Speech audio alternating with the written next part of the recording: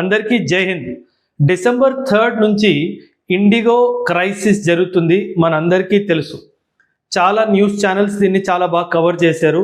కొందరు IndiGo problem అంటే కొందరు డీజీసీఏ తప్పు ఉంది అంటున్నారు. కొందరు క్యాపిటలిస్ట్ ఇలాగే బిహేవ్ చేస్తారు అని అంటున్నారు. అసలు ఈ క్రైసిస్ వెనుక ఎవరిది తప్పు, దీనికి బాధితులు ఎవరు, దీనికి కారణం ఎవరు, మరెన్నో విషయాలు వివరంగా చెప్తాను. జాగ్రత్తగా వినండి.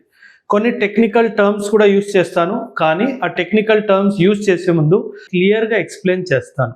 సో ఈ టాపిక్ కవర్ చేసే ముందు మనందరికీ తెలుసు, ఈ డిసెంబర్ 3 నుంచి మనకి ఒక పెద్ద ప్రాబ్లం వచ్చింది. ఈ ప్రాబ్లం రావడానికి ముఖ్యమైన కారణం ఏంటంటే DGCA, director general of civil aviation. అంటే ఇది ఒక గవర్నమెంట్ బాడీ. మన సివిల్ ఎయిర్ క్రాఫ్ట్స్ ఎలాగైతే ఫ్లై చేయాలో వీటికన్నిటికీ గైడ్ లైన్స్ ఇచ్చేది డీజీసీఏ. 2024లో మన దేశము ఒక యాక్ట్ తెచ్చింది. ఆ యాక్ట్ పేరు భారతీయ వాయుయాన్ అధినియం 2024. ఈ యాక్ట్ ప్రకారంగా కొన్ని రూల్స్ని మాడిఫై చేసింది. యాక్చువల్లీ మనం ఈ యాక్ట్ చూసుకుంటే భారతీయ వాయుయాన్ అధినియం ఇంతకుముందు ఎయిర్ క్రాఫ్ట్ యాక్ట్ 1934లో పాస్ చేయబడింది. దాన్ని మనం 2024లో రీప్లేస్ చేసాం. ఈ ఎయిర్ క్రాఫ్ట్ యాక్ట్ ఏదైతే మనం 2024లో రీప్లేస్ చేసామో ఇందులో కొన్ని మాడిఫికేషన్స్ మనం చేసాం. కానీ ఈ మాడిఫికేషన్స్ చేయవలసిన అవసరం ఎక్కడొచ్చిందంటే ఇంకొక సంస్థ ఇంటర్నేషనల్ లెవెల్లో ఉంది. దీని పేరు ఇంటర్నేషనల్ సివిల్ ఏవియేషన్ ఆర్గనైజేషన్. ఇది 1944లో ఒక కన్వెన్షన్ సైన్ అయిందనమాట. దాని పేరు షికాగో కన్వెన్షన్ అనమాట. ఈ కన్వెన్షన్ ఆధారంగా 1947లో ఈ ఐసిఏఓ అనే సంస్థ ఫామ్ అయింది. విశ్వవ్యాప్తంగా ఏ ఫ్లైట్స్ ఎలా ఫ్లై అవ్వాలి, పైలట్స్కి ఆ క్రూ మెంబర్స్కి ఎంత రెస్ట్ ఇవ్వాలి, ఎయిర్ క్రాఫ్ట్ మెయింటెనెన్స్ ఎలా ఉండాలి, సెక్యూరిటీ అరేంజ్మెంట్స్ ఎలా ఉండాలి, మరెన్నో విషయాలు ఎయిర్ క్రాఫ్ట్ ఇండస్ట్రీకి సంబంధించి విశ్వవ్యాప్తంగా డైరెక్షన్స్ పాస్ చేసేదే ఐసిఏఓ. వీళ్ళతో మనం ఇన్ఫర్మేషన్ తీసుకొని మన దేశంలో డీజీసీఏ ఈ రూల్స్ని వ్యాప్తం చేస్తుంది. కానీ రీసెంట్గా 2024లో మనం ఈ యాక్ట్ పాస్ చేసినప్పుడు ఐసిఏఓ గైడ్ లైన్స్ ప్రకారంగా మనం క్రూకి, పైలట్కి వాళ్ళ రెస్ట్ పీరియడ్ని కొంచెం చేంజ్ చేసామన్నమాట. దాన్నే మనము ఎఫ్డిటిఎల్ అంటాము. ఎఫ్డిటిఎల్ అంటే ఏంటి అంటే ఫ్లైట్ డ్యూటీ టైమ్ లిమిట్స్. ఇది చాలా ఇంపార్టెంట్ అన్నమాట. మనం ఫర్ ఎగ్జాంపుల్ ఒక క్రాస్ రిఫరెన్స్ తీసుకుందాం. యూజీసీ క్రాస్ రిఫరెన్స్ తీసుకుందాం. యూజీసీ ఏమంటుందంటే ఒక టీచర్ ఒక వారంలో 24 అవర్స్ క్లాస్ తీసుకోవాలి, ఒక వీక్లో, ఒక వారంలో. అదేవిధంగా మన ట్రైన్ డ్రైవర్స్కి కూడా ఒక టైం లిమిట్ ఉంటుంది. ఈ టైం లిమిట్ కంటే ఎక్కువ వాళ్ళు డ్రైవింగ్ చేయడానికి వీల్లేదన్నమాట. ఎందుకంటే ఈ ఫ్లైట్ కానీ ఈ ట్రైన్ పైలట్స్కి కానీ చాలా ఫటీగ్ ఉంటుంది. ఫటీగ్ అంటే అలసట అన్నమాట. సో వీళ్ళు చాలా మందిని వాళ్ళ ట్రైన్లో కానీ ఫ్లైట్లో క్యారీ చేస్తారు కదా. ఈ క్రూ మెంబర్స్కి ఫటీగ్ మనం దృష్టిలో పెట్టకుండా వాళ్ళ గంటల తరబడి మీరు ఫ్లై చేయండి, మీరు ట్రైన్ని నడపండి అని ఇచ్చేస్తే ఈ ఫటీగ్ వల్ల యాక్సిడెంట్స్ అయ్యే అవకాశం ఉంటుంది. సో ఈ యాక్సిడెంట్స్ అన్నిటినీ అవాయిడ్ చేయడానికి ఎఫ్డిటిఎల్ అని డైరెక్షన్స్ ఇస్తారు. దీన్ని ఫ్లైట్ డ్యూటీ టైమ్ లిమిట్స్ అంటారు. సో లాస్ట్ ఇయర్ 2024లో మన ప్రభుత్వము డీజీసీఏ ద్వారా న్యూ ఎఫ్డిటిఎల్ టైమ్ లిమిట్స్ని అందరికీ ఇచ్చింది. అందరికీ అంటే డొమెస్టిక్ ఎయిర్లైన్స్లో అందరికీ ఇచ్చింది. అందులో భాగంగా ఇండిగోకి ఇవ్వడం జరిగింది, ఎయిర్ ఇండియాకి కూడా ఇవ్వడం జరిగింది, స్పైస్ జెట్కి కూడా ఇవ్వడం జరిగింది, అదేవిధంగా ఆకాశ ఎయిర్కి కూడా ఇవ్వడం జరిగింది. అయితే మనం ఒక విషయం అర్థం చేసుకోవాల్సింది ఏంటంటే 2024లోనే ఇష్యూ చేసిన ఈ గైడ్ లైన్స్ని ఒకవైపు ఎయిర్ ఇండియా, స్పైస్ జెట్, ఆకాశ ఎయిర్ వీళ్ళు ముగ్గురు సాటిస్ఫై చేసి ఇంప్లిమెంట్ చేయడం స్టార్ట్ చేశారు. కానీ ఇండిగో మాత్రము ఇందులో విఫలమైంది. అంటే మేము ఈ రూల్స్ని ఇంకా పాటించలేము, మాకు వర్క్ లోడ్ ఎక్కువ ఉంది, మాకు ఇంకా టైం కావాలి, ఇంకా గడువు కావాలి అని చెప్పి గవర్నమెంట్తో రిక్వెస్ట్ చేస్తూ ఈ డెడ్ లైన్స్ని ఎక్స్టెండ్ చేస్తూ ఉన్నారన్నమాట. ఈ డెడ్ లైన్స్ని కంటిన్యూస్గా ఎక్స్టెండ్ చేయడం జరిగింది. ఫైనల్గా 1 నవంబర్ రోజు డీజీసీఏ ఇండిగోకి చెప్పేసింది, నీకు 1 రోజులు మాత్రమే టైం ఇస్తాను, ఈ 1 రోజుల్లో నువ్వు చేయకపోతే మాత్రం నీ ఆపరేషన్స్ అన్నిటినీ నేను ఆపేస్తాను అని ఒక డైరెక్షన్ ఇవ్వడం జరిగింది. ఎవరికి? ఇండిగోకి. కానీ 1 డిసెంబర్ వచ్చేసింది, కానీ ఇండిగో ఈ రివైజ్డ్ ఎఫ్డిటిఎల్ ప్రకారంగా ఏం చేంజెస్ తీసుకురాలేదు. అందుకే 3వ తారీఖు రోజు 3rd డిసెంబర్ రోజు ఫైనలీ 2025 ఈ రోజు డీజీసీఏ ఇండిగోకి ఇంకా పర్మిషన్ ఇవ్వలేదు. దీంతో మొదలైంది ఇండిగో క్రైసిస్. ఇప్పుడు ఈ రివైజ్డ్ ఎఫ్డిటిఎల్లో ప్రభుత్వం ఏం చెప్పిందంటే, ఒక పైలట్ ఒక వారంలో 35 గంటల కన్నా ఎక్కువ ఫ్లయింగ్ చేయడానికి వీల్లేదు అని చెప్పేసి, 35 గంటల కన్నా ఎక్కువ చేయడానికి వీల్లేదు. దీన్ని మనం మంత్లీ పరంగా చూసుకుంటే మ్యాక్సిమం 100 to 125 అవర్స్ అన్నమాట. దీనికన్నా ఎక్కువ ఫ్లై చేయడానికి నేను అనుమతి ఇవ్వను ఒక పైలట్కి అని చెప్పేసింది. ఇప్పుడు ఏమైంది, ఇంతకు ముందు ఎక్కువ గంటలు పర్మిషన్ ఉండేది, అప్రాక్సిమేట్ 48 to 50 అవర్స్ ఉండేది. దానివల్ల ఏమైపోయింది, ఇండిగో కంపెనీ ఒక పైలట్కి ఇచ్చే పని తగ్గిపోయింది. దానివల్ల మన డొమెస్టిక్ మార్కెట్లో అండ్ ఇంటర్నేషనల్ మార్కెట్లో ఈ రెండు కలుపుకుంటే ఇండిగో మార్కెట్ షేర్ వచ్చేసి ఆల్మోస్ట్ 65% ఆఫ్ ది మార్కెట్ ఇండిగోదే. ఫర్ ఎగ్జాంపుల్, ఇండిగో దగ్గర 417 ఎయిర్ క్రాఫ్ట్స్ ఉన్నాయి. అండ్ ఈ 17 ఎయిర్ క్రాఫ్ట్స్ 417 ఎయిర్ క్రాఫ్ట్స్ కోసం ఎన్ఎక్స్ అమౌంట్ ఆఫ్ పైలట్స్ ఉన్నారు. వీళ్ళకు ఈ రివైజ్డ్ ఎఫ్డిటిఎల్ నామ్స్ని ఫాలో అవ్వాలి అంటే వీళ్ళకు పైలట్స్ కావాలి. ఈ పైలట్స్ ఎక్కువగా కావాలి, ఎందుకంటే రెస్ట్ టైము ఇంక్రీజ్ అయిపోయింది. ఇప్పుడు డీజీసీఏ ఏమన్నది, నువ్వు వారానికి కేవలం 35 గంటలు మాత్రమే నువ్వు ఫ్లై చేయగలుగుతావు, అండ్ ఒక వారంలో కేవలం 2 నైట్ ల్యాండింగ్స్ మాత్రమే చేయగలడు ఒక పైలట్ అని చెప్పేసి చాలా స్పష్టంగా చెప్పింది. దీని ప్రకారంగా ఈ 417 ఎయిర్ క్రాఫ్ట్లు ఇండిగోవి నడవాలి అంటే ఖచ్చితంగా పైలట్స్ రిక్వైర్మెంట్ పెరిగిపోతుంది.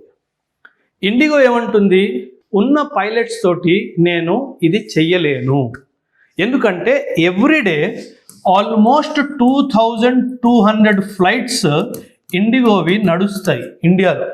అంటే దాదాపు ఒక్కొక్క ఎయిర్ క్రాఫ్ట్ 5 సార్లు ల్యాండ్ అండ్ టేక్ ఆఫ్ అవుతుంది. 417 ఎయిర్ క్రాఫ్ట్స్ ఉన్నాయి అండ్ 2200 ఫ్లైట్స్ ఎవ్రీడే అవుతున్నాయంటే అప్రాక్సిమేట్లీ 5 సార్లు ఒక air craft take off and land అవుతుంది ఒక్క రోజులో. అంటే దాన్ని బట్టి నా దగ్గర పైలట్స్ ఉన్నారు, కానీ మీరు నా సమయం తగ్గించేస్తే మాత్రం నా దగ్గర పైలట్స్ లేరు అని అంటుంది. కానీ ఇండిగో చెప్పిన ఈ స్టేట్మెంట్ రాంగ్. ఎందుకంటే 2024లో నీకు డైరెక్షన్స్ పాస్ చేసినప్పుడు గత 18 నెలల నుంచి అసలు ఇండిగో ఏం చేస్తుంది, why IndiGo did not increase the pilots strength అన్నది ఒక చాలా పెద్ద ప్రశ్న. కానీ దీని ప్రశ్న వెనుకనే చాలా ఇష్యూస్ కూడా ఉన్నాయి. ఫర్ ఎగ్జాంపుల్, ఒక అంచనా ప్రకారం ఏవియేషన్ ఇండస్ట్రీలో ది ప్రాఫిట్ మార్జిన్ మనం చూసుకుంటే గనక 11% to 17% ఉంటుంది. కానీ 11% to 17% కూడా ఇది earnings before interest, tax, rents అవన్నీ ఉంటాయి అన్నమాట. అంటే ఈ పర్సంటేజ్లో ఇంకా ఇంట్రెస్ట్, ట్యాక్స్లు అవన్నీ తీయాలి. అంటే దాదాపు మేబీ అరౌండ్ 7 to 9% మాత్రమే నాకు ప్రాఫిట్ మార్జిన్ ఉంది అని చెప్పడం జరిగింది ఇండిగో ద్వారా. నేను ఇప్పుడు పైలట్స్ని ఎక్కువ మందిని పెట్టుకుంటే ఇది కూడా నాకు తగ్గిపోతుంది. ఎందుకంటే పైలట్స్ మనం యావరేజ్గా చూసుకుంటే ఒక కొత్త పైలట్ మనం తీసుకుంటే 1.5 to 3 lakhs వరకు జీతం ఉంటుంది. అదే ఒక ఎక్స్పీరియన్స్డ్ పైలట్ మనం తీసుకుంటే మాత్రము 7 lakhs to 12 lakhs per month వాళ్ళ శాలరీ ఉంటుంది. సో ఒకవేళ నేను ఎక్కువ పైలట్స్ తీసుకొని నడిపితే ఖచ్చితంగా నా యొక్క ఈ ప్రాఫిట్ మార్జిన్ తగ్గిపోతుంది అని చెప్పడం జరిగింది. మనందరికీ తెలుసు రీసెంట్గా జెట్ ఎయిర్వేస్ కూడా ఎలా పడిపోయింది, ఎలా మూతపడిపోయిందో. ఎన్నోసార్లు 2018లో జరిగింది. ఎన్నో అటెంప్ట్స్ చేశారు జెట్ ఎయిర్వేస్ని రివైవ్ చేయడానికి, కానీ రివైవ్ చేయలేకపోయారు. ఎందుకంటే ప్రాఫిట్ మార్జిన్ చాలా తక్కువ ఉంది కాబట్టి. నేను ఎక్కడ ఇండిగోని సపోర్ట్ చేయట్లేదు, నేను మీకు రియల్ ఫ్యాక్ట్స్ చూపిస్తున్నాను. సో ఒకవైపు ఇండిగో తన ప్రాఫిట్ మార్జిన్ని కంట్రోల్ చేసుకోవాలి అన్న ఉద్దేశంతోనే FDTL గైడ్ లైన్స్ని నెగ్లెక్ట్ చేశాడు అన్నది నా అభిప్రాయం. ఎందుకంటే నువ్వు నీ ప్రాఫిట్స్ని చూసుకున్నావు కానీ ప్రజలకు అయ్యే ఇబ్బందిని నువ్వు మైండ్లో పెట్టుకోలేదు. ఇది ఒక డైమెన్షన్. రెండోది ఏంటంటే కొన్ని తప్పులు ఇండిగో అవాయిడ్ చేయగలదు కానీ చెయ్యలేదు కావాలని. ఒక విధంగా చెప్పాలి అంటే డైరెక్ట్గా గవర్నమెంట్ మీద ప్రెషర్ పెట్టడానికి ట్రై చేసిందని కూడా మనం చెప్పుకోవచ్చు. ఫర్ ఎగ్జాంపుల్ నేను నా పర్సనల్ ఎక్స్పీరియన్సే చెప్తాను. 5th of December రోజు 5th of December 2025 రోజు నేను కేరళకి బయలుదేరాలి. నాతో పాటు ఇంకా 20 మంది ఉన్నారు. 5th of April రోజు 11:15కి నా ఫ్లైట్ ఉందన్నమాట. 11:15 AM నా flight Hyderabad to Bengaluru to Kochi నేను వెళ్ళాలి. This was my flight schedule. నేను బోర్డింగ్ గేట్ ముందు కూర్చున్నప్పుడు 10:50కి నాకు మెసేజ్ వస్తుంది that my flight has been cancelled అని చెప్పేసి. నా ప్రశ్న ఇండిగోకి ఏంటంటే నా ఫ్లైట్ క్యాన్సిల్ చేయాలి అని నువ్వు ముందే డిసైడ్ చేసుకున్నప్పుడు నేను ఇంట్లో ఉన్నప్పుడు మార్నింగ్ 8 o'clock కానీ 7 o'clock కానీ నాకు ఈ మెసేజ్ ఎందుకు రాలేదు? లేదా ఓవర్ నైట్ నాకు 4th రోజు రాత్రే నువ్వు చెప్పలేదు. నువ్వు చెప్పుంటే నేను ఎయిర్పోర్ట్కే వచ్చేవాడిని కాదు. అంటే నేను పర్ పర్సన్ ఆల్మోస్ట్ 800 to 1000 రూపాయలు ఖర్చు పెట్టుకొని నేను ఎయిర్పోర్ట్కి వచ్చాను. ఎయిర్పోర్ట్కి వచ్చిన తర్వాత ఎయిర్పోర్ట్లో ఎంట్రీ కూడా తీసుకున్నాను. ఇక్కడ ఎంత పెద్ద క్యాపిటలిస్ట్ గేమ్ జరుగుతుందో మీరు చూడండి. ఇప్పుడు ఇండిగో ఒకవేళ 1 night బిఫోర్ నాకు చెప్పేసింది అనుకోండి that your aircraft has been cancelled అని చెప్పేసి, అలాంటప్పుడు ఎయిర్పోర్ట్లో ఫుట్ఫాల్ తగ్గిపోతుంది. ఎయిర్పోర్ట్లో ఏం జరుగుతుంది? ఫుట్ఫాల్ తగ్గిపోతుంది. దీనివల్ల ఎయిర్పోర్ట్ ఆపరేటర్కి కూడా నష్టం వస్తుంది. ఎందుకంటే మీరు మీ టికెట్ చూసుకుంటే గనక, నేను హైదరాబాద్ ఎగ్జాంపుల్ ఇస్తాను. హైదరాబాద్లో యూడిఎఫ్ అంటే యూజర్ డెవలప్మెంట్ ఫీ. అంటే మన టికెట్లో ఈ యూజర్ డెవలప్మెంట్ ఫీ కూడా ఉంటుంది. మనం హైదరాబాద్లో డొమెస్టిక్ ఫ్లైట్ తీసుకుంటున్నాము అంటే హైదరాబాద్ ఎయిర్పోర్ట్లో మనం పే చేసేది 430 రూపాయలు. అంటే ప్రతి టికెట్ వెనక 430 రూపాయలు నేను హైదరాబాద్ ఎయిర్పోర్ట్కి కూడా పే చేస్తున్నాను. ఇదే నేను ఢిల్లీ ఎయిర్పోర్ట్ చూసుకుంటే ఈ ఫీజు కేవలం 129 రూపాయలు మాత్రమే. చూడండి ఎంత తేడా ఉందో. అంటే నాకు నువ్వు ముందే ఇంటిమేట్ చేస్తే నేను 1000 రూపాయలు ట్యాక్సీకి నాకు మిగిలేది ఈ యూజర్ డెవలప్మెంట్ ఫీ నువ్వు ఏదైతే నువ్వు ఫ్లైట్ టికెట్ బుకింగ్ చేసినప్పుడు క్యాన్సిల్ చేసేవో అది నువ్వు ఎయిర్పోర్ట్ వాళ్ళకి ఇవ్వాల్సిన అవసరం లేదు. కానీ నువ్వు నాకు చెప్పకుండా, ఇంకో విషయము, నాకు ముందే చెప్పేస్తే ఎయిర్పోర్ట్లో ఫుట్ఫాల్ తగ్గిపోతే ఎయిర్పోర్ట్లో పెట్టిన షాప్స్ అన్నీ వీళ్ళు రెంట్లు పే చేయడం మానేస్తారు. అండ్ ఇంకో విషయం ఏంటంటే ఫ్లైట్ క్యాన్సిలేషన్ మెసేజ్ నువ్వు నాకు ముందే ఇస్తే నేను హోటల్ బుకింగ్ చేసుకున్నది కానీ నాకు ఇన్సూరెన్స్ ద్వారా ఆ డబ్బులన్నీ తిరిగి వస్తాయి. నువ్వు ఫ్లైట్ క్యాన్సిలేషన్ మెసేజ్ పెట్టకపోతే ఆ ఏ డబ్బు తిరిగి రాదు. సో వీళ్ళందరూ కలిసి ఆడిన పన్నాగమేది.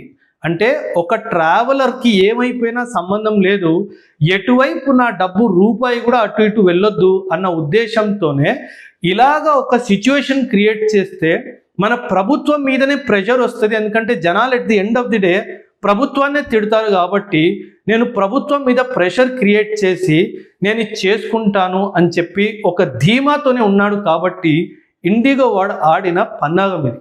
అండ్ ఎక్కడో ప్రభుత్వం ఈ ప్రెషర్కి లొంగిపోయి దీన్ని February 10th వరకు ఎక్స్టెండ్ చేయడం కూడా జరిగింది. అంటే ఎక్కడో ఇక్కడ ఇండిగో వాడే గెలిచేశాడు. నాలాంటి వాళ్ళు చాలామంది మేము ఇబ్బంది పడ్డాము కొచ్చి వెళ్ళడానికి. వెంటనే ఎయిర్పోర్ట్ నుంచి మేము బయటకు వచ్చేసిన తర్వాత బస్సు బుక్ చేసుకొని కోచికి వెళ్ళడం జరిగింది. అండ్ ఆ బస్సు వాడికి మేము 1,80,000 పే చేసాం. మాకు ఎంతో కొంత స్తోమత ఉంది కాబట్టి 21 మంది కలిసి 1,80,000 పేమెంట్ చేసాము. స్తోమత లేని వాళ్ళ పరిస్థితి ఏంటి? ముందే ఎందుకు DGCA అందరికీ డైరెక్టివ్ ఎందుకు ఇష్యూ చేయలేదు?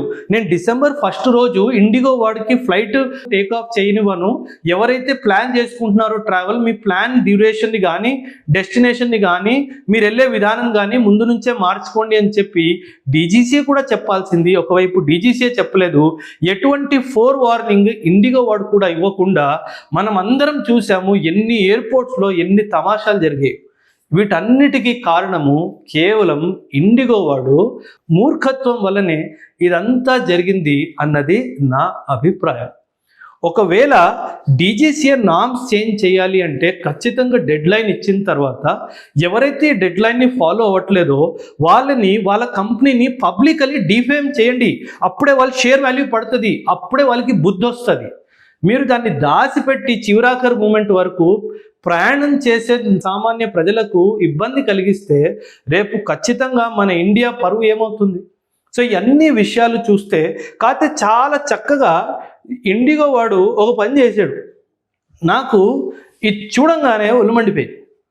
అంటే మనం ఎప్పుడు చెప్తాం బ్రిటిషర్ వాడు వెళ్ళిపోయాడు కానీ ఈ పదాన్ని వదిలేసి వెళ్ళిపోయాడు అని చెప్పేసి, వీఆర్ సారీ అని చెప్పేసి.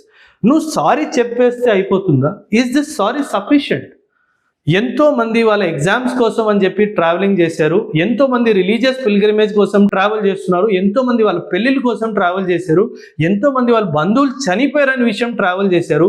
ఇవన్నీ నువ్వు పట్టించుకోకుండా కేవలం నీ ప్రాఫిట్ని దృష్టిలో పెట్టుకొని నెక్స్ట్ డే వచ్చేసి వీఆర్ సారీ అని చెప్పేస్తే అయిపోతుందా? అంటే ఎందుకు ఇంత క్యాపిటలిస్టిక్ మైండ్ సెట్ వచ్చేసింది? మన రాజ్యాంగం ఏమంటుంది? We want to establish A welfare state అంటున్నారు. వెల్ఫేర్ స్టేట్ అన్నప్పుడు ఎందుకు క్యాపిటలిస్ట్ని ఇంత ఓపెన్గా సపోర్ట్ చేయడం జరుగుతుంది? ఒక సామాన్య ప్రజలకు ఇబ్బంది కలిగించినా సరే. సో ఇదంతా మనం ఖచ్చితంగా ఇక్కడ ఇండిగో వాడు తప్పు పట్టాల్సిందే. అంటే వీళ్ళు వాళ్ళ ప్రాఫిట్స్ కోసము మనకి ఎంత ఇబ్బంది వచ్చినా పట్టించుకోలేరు. ఈ అంశంపై ఇది నా అభిప్రాయం. ఖచ్చితంగా మీ అభిప్రాయాలు కూడా కామెంట్స్లో తెలియజేయండి. థ్యాంక్ యూ అండ్ జై.